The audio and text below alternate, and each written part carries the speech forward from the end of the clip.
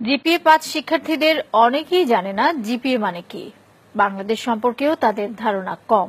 মুখস্থবিদ্যা নির্ভর পড়াশোনা এবং শুধুমাত্র ভালো ফলাফলমুখী শিক্ষা ব্যবস্থার কারণেই শিক্ষার্থীদের এই অবস্থা বলে মনে করেন শিক্ষাবিদরা। আনোয়ার হোসেনের রিপোর্ট। মাধ্যমিক পরীক্ষার ফল প্রকাশের দিন এমন উচ্ছ্বাসে মেতে ওঠে শিক্ষার্থীরা। ভালো ফলের সর্বোচ্চ মাপকাঠি জিপিএ-৫ যারা পায় তাদের আনন্দ সীমা ছাড়ায়।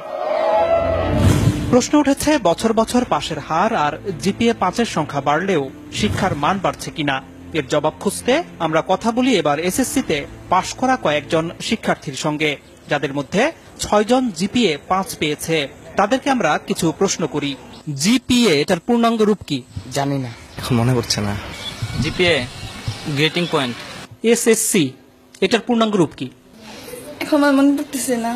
Junior school certificate. School secondary certificate. আমি জিপিএ-৫ পেয়েছি, ইংরেজিতে কি হবে? I am GPA 5. I give a GPA 5. I get GPA 5. I will. মোট 13 জনকে প্রশ্নগুলো করা হয়েছিল, কিন্তু কেউই সঠিক জবাব দিতে পারেনি। এসব শিক্ষার্থীর কাছে এরপর করা হয় সাধারণ জ্ঞান এবং বিজ্ঞান বিষয়ে কিছু প্রশ্ন।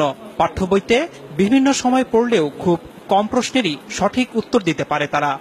শহীদ মিনার কোথায়? সরি, জানি না। অপারেশন সার্চলাইট এটা কি? অপারেশন সার্চলাইট জানি না। অপারেশন করার সময় যে লাইটটা জ্বালায় ওইটা হয়তো জানি, কিন্তু তার বেশি কিছু জানি না। 25শে মার্চ কাল রাতে পাকিস্তানি হানাদার বাহিনী যে প্ল্যানিং করে আমাদের দেশে হঠাৎ আক্রমণ করে, ওইটাকে অপারেশন সার্চলাইট বলা হয়। শহীদ বুদ্ধিজীবী দিবস কবে? শহীদ বুদ্ধি দিবস জানি না। 17 আগস্ট। 10 ডিসেম্বর। আন্তর্জাতিক মাতৃভাষা দিবস কবে? জানি না। স্বাধীনতা দিবস কত তারিখে? স্বাধীনতা দিবস 16 ডিসেম্বর। বিজয় দিবস কবে? বিজয় দিবস হচ্ছে 26শে ডিসেম্বর।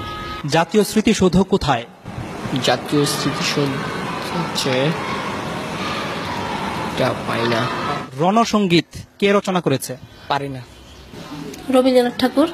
বাংলাদেশের জাতীয় সঙ্গীতের রচয়িতা কে? কাজী নজরুল ইসলাম। মাউন্ট এভারেস্ট কোথায়? ইংল্যান্ড। তুমি সায়েন্সে পড়েছ। পিথাগোরাস কে?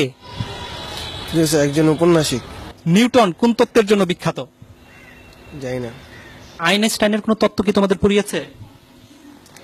আইনস্টাইন না, নিউটনের পড়ছি, কিন্তু আইনস্টাইনের পড়ি নাই। নিউটনের তত্ত্বটা কি, নাম কি? গাছ থেকে মানে আপেল পড়ার যেই তত্ত্বটার নাম কি? নামটা মনে নাই। বাংলাদেশের বর্তমান রাষ্ট্রপতির নাম কি? বাংলাদেশের বর্তমান রাষ্ট্রপতির নাম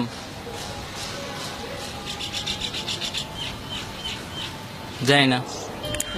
রাষ্ট্রপতির নাম হচ্ছে মুক্তিযুদ্ধের সময় বাংলাদেশকে কয়টি সেক্টরে ভাগ করা হয়েছিল? 9টি। নেপালের রাজধানী কোথায়? নেপসুন। তুমি তো কম্পিউটার ব্যবহার করো। ব্যবহার করি মাঝে মাঝে, আর কি এই ফেসবুকে আর কি থাকি, গান টান শুনি। হার্ডওয়্যার এবং সফটওয়্যার এটার মানে বুঝো? জানি না। তোমরা কি পাঠ্য বইয়ের বাইরে কোনো বই পড়ো? এমনি মানে গল্পের বই পড়ি। কার গল্প? রবীন্দ্রনাথ ঠাকুরের গল্পের বই পড়ি। রবীন্দ্রনাথ ঠাকুরের একটা গল্পের নাম বলো তো। শিক্ষাবিদরা বলছেন জিপিএ-৫ পেয়ে ভালো শিক্ষার্থীর তকমা নিলেও জ্ঞান অর্জনের দিক থেকে পিছিয়ে আছে তারা। আমরা দেখি বিশ্ববিদ্যালয়ে ভর্তি পরীক্ষায় জিপিএ-৫ তারা পাস পর্যন্ত করতে পারে না।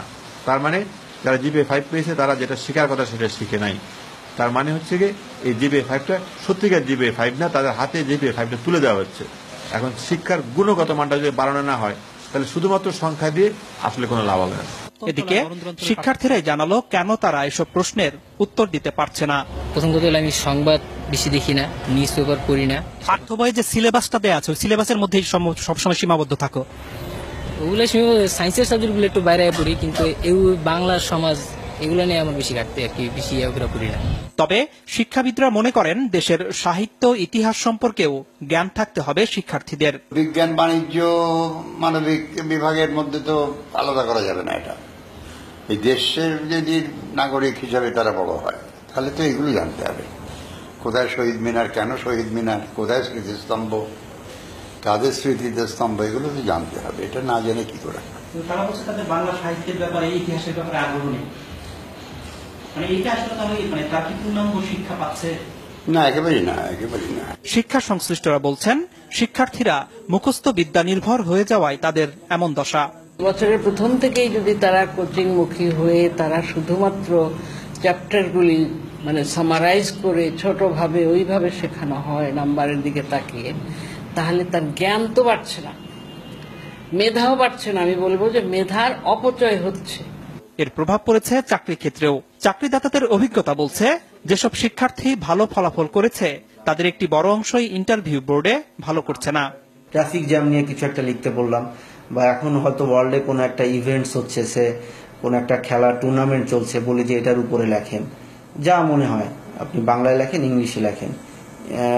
উদ্দেশ্যটা থাকে হচ্ছে তার সেন্টেন্স মেকিংটা দেখা, থিঙ্কিং প্রসেসটা কি এটা যাচ করা, অ্যাটিটিউডটা দেখা। ফলাফলটা ভালো আসে না। জেনারেল নলেজটা ডেটোরিয়েট করেছে এবং কমিউনিকেশন স্কিলে ডেটোরিয়েট করেছে, বোথ রাইটিং স্কিল এবং ভার্বাল স্কিলটাতে। এমন বাস্তবতায় শিক্ষার্থীদের গুণগত মান নিশ্চিত করতে তারা যেন মুখস্থের পরিবর্তে পাঠ্য বই আগাগোড়া পড়তে এবং পাঠ্য বইয়ের বাইরেও বই পড়তে উৎসাহিত হয়, সে ব্যাপারে অভিভাবক এবং শিক্ষকদের জোরালো ভূমিকা রাখার আহ্বান শিক্ষাবিদদের। আনোয়ার হোসেন, মাছরাঙা সংবাদ, ঢাকা।